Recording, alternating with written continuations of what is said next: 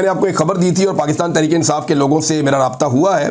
उन्होंने ये कहा कि अली अमीन गंडापुर साहब का बयान वाकई गलत है और ये तहरीक इंसाफ और इमरान खान साहब की पॉलिसी नहीं है।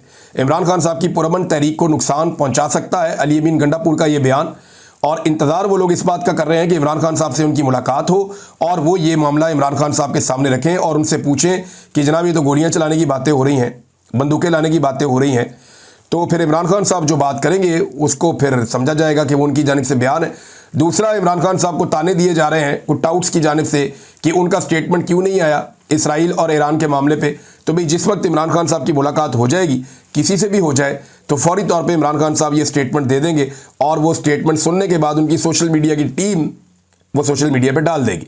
और ये बड़ा क्लियर है, ये जब भी आप उनसे पूछेंगे, इमरान खान साहब को अगर 15 दिन के लिए आप अकेला कर देते हैं, आजकल उनको दोबारा से आइसोलेट किया हुआ है और ये आइसोलेशन तब शुरू हुई इमरान खान साहब की, मुझे आइडिया हो गया था उस दिन जब इमरान खान साहब ने बुशरा बीबी को लेकर एक स्टेटमेंट दिया था कि आसिम मुनीर साहब बुशरा बीबी साहिबा की कोई मिन्नत कर रहे थे या उन तक अप्रोच कर रहे थे अपने आप को या अपने ओहदे के लिए या कोई इस तरह की चीज़ें इमरान खान साहब ने कही थी। मैं क्योंकि हज पे था तो मैं वो पूरा स्टेटमेंट पढ़ नहीं सका, लेकिन मुझे आइडिया हो गया था उसके लुबे लुबाब से, वो जो 2-4 चीज़ें मैंने देखी थी मुझे उससे आइडिया हो गया था कि अब इमरान खान साहब के ऊपर दोबारा सख्ती की जाएगी, क्योंकि उन्होंने दोबारा आर्मी चीफ आसिम मुनीर साहब को चैलेंज किया है। और वही हमने देखा बाद में दोबारा से इमरान खान साहब का जो एक खुला बयान आया, उसके बाद इमरान खान साहब को दोबारा से कैद तन्हाई में डाल दिया गया और इतने अहम मौके पर भी उन्हें यह मौका नहीं दिया जा रहा कि वो अपना स्टेटमेंट जारी करें।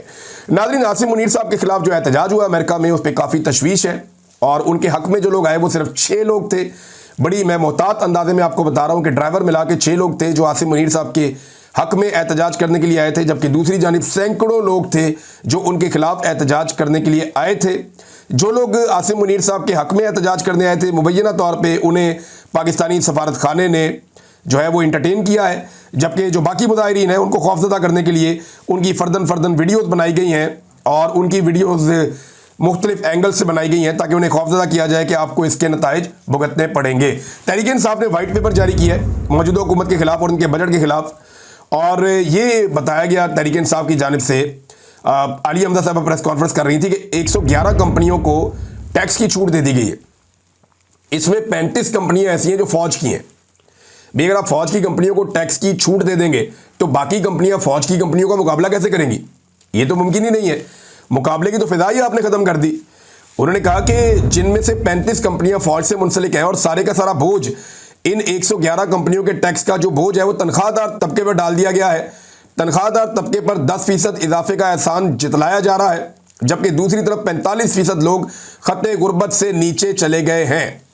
आलिया हमजा ने मजीद कहा कि 2022 के बाद से 3 साल पाकिस्तान की 77 साल तारीख के बदतरीन 3 साल है।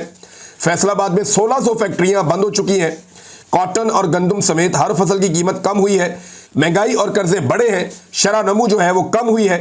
हुकूमत की 3 साल कारकर्दगी पे जो उन्होंने वाइट पेपर जारी किया है इस पर हम बात कर सकते थे, लेकिन बहुत सारी और खबरें हैं नाज़रीन। बड़ी खबर जो है वो ईरान और इसराइल के बीच में जो एक लड़ाई चल रही है वो है। तो पहले उधर चले जाते हैं, वहाँ पे कुछ नई डेवलपमेंट्स हैं, मैं आपके साथ शेयर करता हूँ। एक तो अब मगरिब को बीच में आना पड़ जाएगा। उसकी वजह यह है कि इसराइल की सांस उखड़ रही है। ऐसा नहीं है कि इसराइल को बहुत ज़्यादा जानी नुकसान हुआ है, लेकिन जो इसराइल के साथ हुआ वो इससे पहले कभी हुआ नहीं था। ज़्यादा जानी नुकसान तो अब जो है वो हुआ वहाँ पे ईरान में, और उनके बड़े बड़े कमांडर जो हैं वो शहीद हो गए हैं। अभी जो लेटेस्ट इत्तलात हैं उनके मुताबिक ईरान के एक बड़े इंटेलिजेंस चीफ जो हैं, पासदारान इनकलाब के इंटेलिजेंस सरबराह मोहम्मद काज़मी और उनके नायब, ये दोनों इसराइली हमले में शहीद हो गए हैं। ये अभी लेटेस्ट इत्तला है। इससे पहले ये भी क्लेम किया गया कि यमन के अंदर हौसी जो एक मलेशिया है उसके चीफ, उन्हें भी शहीद कर दिया गया। तो ईरान का नुकसान बहुत ज़्यादा हो रहा है। उनके जनरल शहीद हो रहे हैं, उनके साइंटिस्ट शहीद हो रहे हैं, उनकी जो साइट्स हैं उनको निशाना बनाया जा रहा है, उनकी जो फील्ड्स हैं, ऑयल फील्ड्स हैं, उनको निशाना बनाया जा रहा है। तो ये ईरान के साथ हो रहा है, लेकिन ये मुसलमान मुल्कों के साथ होता चला आया, लंबे अरसे से हो रहा है, इसलिए कोई बड़ी खबर बनती नहीं है। बड़ी खबर बनती है जब इसराइल के अंदर अटैक होता है। इसराइल के मुख्तलिफ शहरों से जब इत्तलात आती हैं कि वहाँ तबाही फिर गई है और वहाँ से इंसान भाग रहे हैं, लोग नीचे सुरंगों में घुस गए हैं, लोग बंकर्स के अंदर चले गए हैं, जो बाहर निकलता है वो मारा जाता है, और एक हू का आलम है पूरे के पूरे इसराइल के अंदर, एक खौफ की फिजा है। जब ये चीज़ें वहाँ से सामने आती हैं तो ये दुनिया की सबसे बड़ी खबर बनती। वो इसलिए कि अब तक इसराइल इस दुनिया के अंदर ऐसे जाहिर करता था जैसे उसे खौफ ही किसी चीज़ का नहीं है, या वो इस तरीके से दुनिया में रिएक्शन देता था, या ऐसे फिरता था अक़वाम मुत्तहिदा में बाकी जगहों पे मीडिया को इंटरव्यू देते हुए वो खुलकर कहते थे हमारी पॉलिसी है हमने बच्चों को मारना है, हमारी पॉलिसी है कि हमने इनका नस्ल कुशी करनी है। वो ये कहते थे कि हम यहाँ पे इनको नहीं बसने देंगे, इलाके खाली करवाएंगे। तो वो सारी चीज़ें जिनको इंसानी हकूक़ की खिलाफ वर्जियाँ कहा जाता है वो इसराइल खुलकर करता आया है। बहुत सारी करारदादें इसराइल के खिलाफ आई, बहुत सारा आलमी सतह पे एक्शन लेने की इसराइल के खिलाफ बात हुई, लेकिन जो अमेरिका की और मगरबी ममालिक की एक सपोर्ट है इसराइल के साथ, उसकी वजह से वो ये सारे मामला आज तक टैकल करता चला आया है।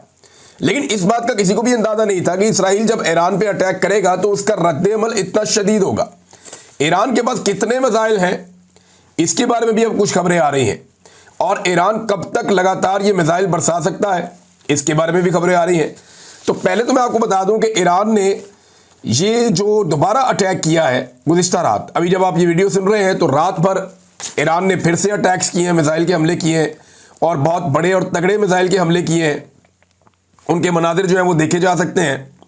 ख़ास तौर पे गज़ा के वो लोग जो हमेशा इसराइल की तरफ ये देखते रहते थे कि वहाँ से मिसाइल आएंगे और आकर हमारे इलाकों पर गिरेंगे, अब वो पहली मरतबा विटनेस कर रहे हैं कि कहीं और से मिसाइल आ रहे हैं और वो आकर वहाँ गिर रहे हैं जहाँ से मिसाइल आया करते थे। यानी जिधर से मिसाइल लॉन्च होते थे इसराइल से, अब इसराइल के अंदर जाकर मिसाइल गिर रहे हैं, और ये ईरानी मिसाइल है। अगर आप उनकी ऑडियो सुने तो वो अरबी बोलते हैं लोग, और वो बड़े पुरजोश हैं, बच्चे नारे लगा रहे होते हैं, ऊंची ऊंची बोल रहे होते हैं, बल्कि उन मिसाइलों को वेलकम कर रहे होते हैं जो जाकर इसराइल में गिरते हैं। यानी यहाँ मैं वीडियो देख रहा था तो उसके अंदर ये लोग ऐसे देख रहे हैं मिसाइल गिरते हुए कि जैसे उनकी सारी नेक तमन्नाएं, दुआएं, उनकी सारी विशेज़ उन मिसाइलों के साथ हैं कि रास्ते में तबाह होने की बजाय वो मिसाइल जाए और जाकर अपने टारगेट को हिट करें। तो जब जब कोई टारगेट पे जाकर मिसाइल गिरता है, चाहे बैरूत से लोग देख रहे हैं, चाहे लोग खड़े होकर देख रहे हैं गजा से, वो फिर उसको सेलिब्रेट करते हैं, वो उसके ऊपर अल्लाह अकबर के नारे लगाते हैं। तो यहाँ क्योंकि एक रिफ्ट पैदा हो चुकी है इस रीजन में, और एक लगातार लड़ाई इसराइल और इस खित्ते में बाकी जो मुसलमान लोग हैं उनके बीच में चल रही है, स्पेशली गजा और बैरूत पे जैसे ये अटैक करते हैं, दीगर जगहों पे करते हैं, तो इसकी वजह से एक रिफ्ट है और वो अब नज़र आ रही है। यानी हमने ये मनाज़िर भी देखे हैं कि जब कभी गजा के अंदर आकर बम गिरते थे तो इसराइल में पहाड़ियों पर बैठे हुए बहुत सारे इसराइली लोग जो है वो सीटियाँ बजाते थे, तालियाँ बजाते थे, खुश हो जाते थे। अब उसी तरह के मनाज़िर हम दूसरी तरफ से देख रहे हैं कि वहाँ से भी लोग नारे लगा रहे हैं, नारे तकबीर बुलंद कर रहे हैं, खुश हो रहे हैं, बाद लोग सीटियाँ बजाते हैं, और वो उसी तरह महसूस हो रहे हैं जैसे उनकी अपनी तबाही के ऊपर इसराइल के लोग महसूस होते थे। तो ये पूरा खित्ता एक जंगी जनून की लपेट में है, और ये मामला अभी इस दफ़ा तो इसराइल ने शुरू किया, और नॉर्मली ये इसराइल ही शुरू करता है क्योंकि वो गजा को खाली करवाना चाहता है। अक़वाम मुत्तहिदा की करारदादें आप उठा लें, जितनी भी बातें आज तक आलमी सतह पे हुई हैं, यूरोपीय यूनियन के आप उठा लें डॉक्यूमेंट्स, वो भी यही कहते हैं कि इसराइल ज़्यादती कर रहा है, ज़्यादती बंद करे। फ़लस्तीन को तस्लीम करने के बारे में कुछ और ममालिक जो है वो इस बारे में सोच रहे हैं कि उनके साथ जो जुल्म और जबर हुआ है, अक़वाम मुत्तहिदा की रोज़ाना की बुनियाद पर रिपोर्टें आती हैं कि उनको इमदादी सामान नहीं जाने दिया जा रहा। तो ये बहुत सारी चीज़ें हैं। अब इसमें नाज़रीन जो ईरान है उसकी जानिब से एक वार्निंग मैं सुन रहा था, और वो वार्निंग बाकायदा जारी की गई है। वार्निंग ये है कि मकबूजा इलाकों के रिहायशियों के लिए ये वार्निंग है।